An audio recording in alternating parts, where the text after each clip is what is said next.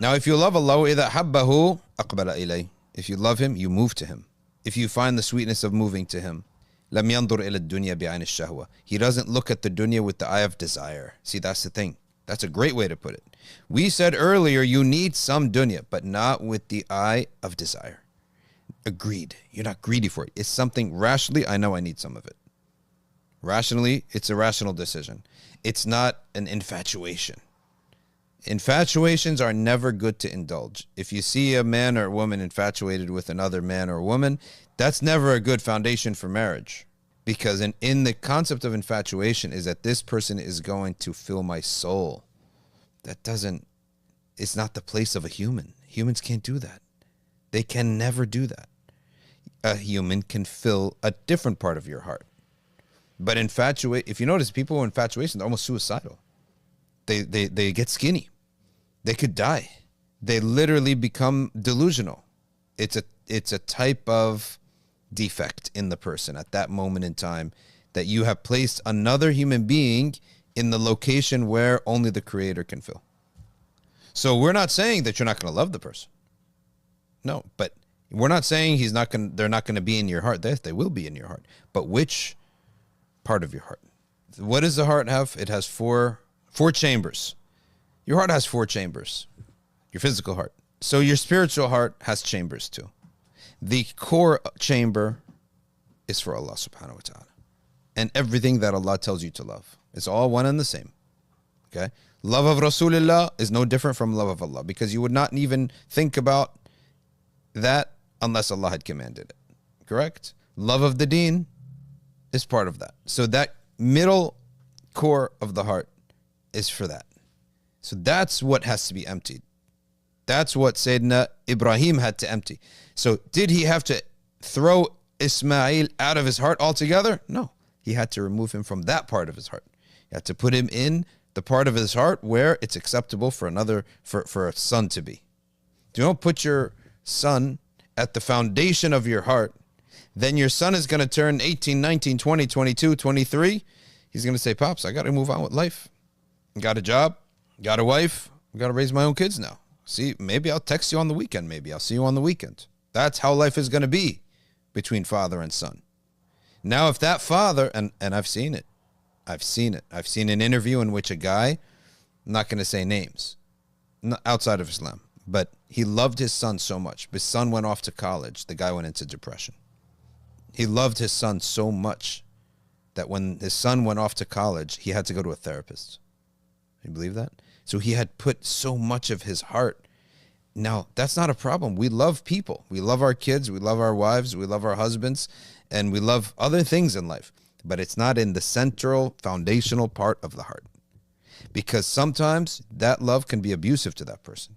So you're using them. In fact, it's not good. They will resent you because they're like, I can't fulfill what you're asking me to fulfill here. I can't be your soul. I can't fill your soul. I can maybe fill part of your life. So the dunya should never, nothing of the worlds, of the creation, should ever be viewed as filling that part of our heart. And any religion that doesn't address this part of the heart, the core, that core is a religion that's just going to burn you out. We have to focus on that core. And that core, it should be cleaned out, and it should only be the place for the love of Allah and His Messenger and the deen. And if that's the case, you will truly be satisfied. Even if the other ventricles around it are sparsely or not exactly filled.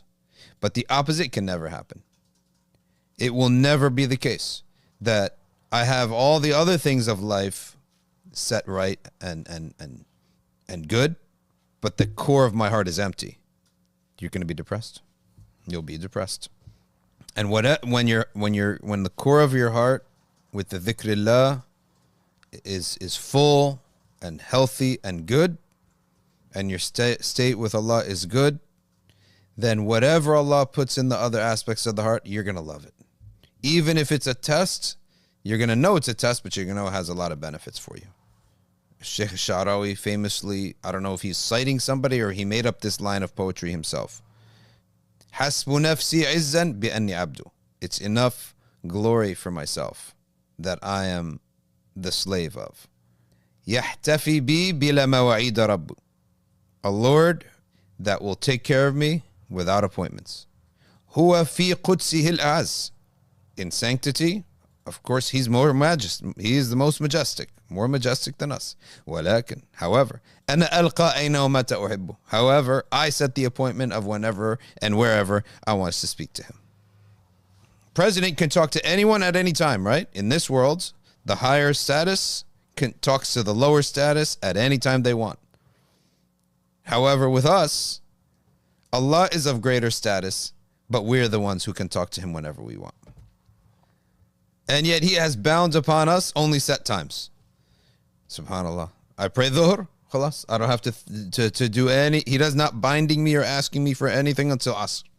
When I salam out of asr, he's not asking me anything until maghrib. However, if it's reverse, if I want to have my meeting with him, anytime I could have it. Subhanallah. He's more lenient than us, with us than human beings.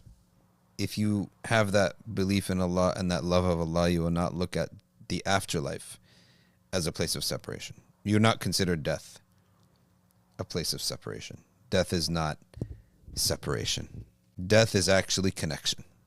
It's a separation from your body, that's for sure. It's separation from your loved ones here, that's for sure. But it's a connection that's far greater. And then you're going to get both back upon the resurrection and enter paradise, inshallah. You get both. You get your body back, but perfect. Not this type of body that gets sick, gets old, needs to eat, all that. وقال يحيى بن معاذ عفوه يستغرق الذنوب فكيف رضوانه.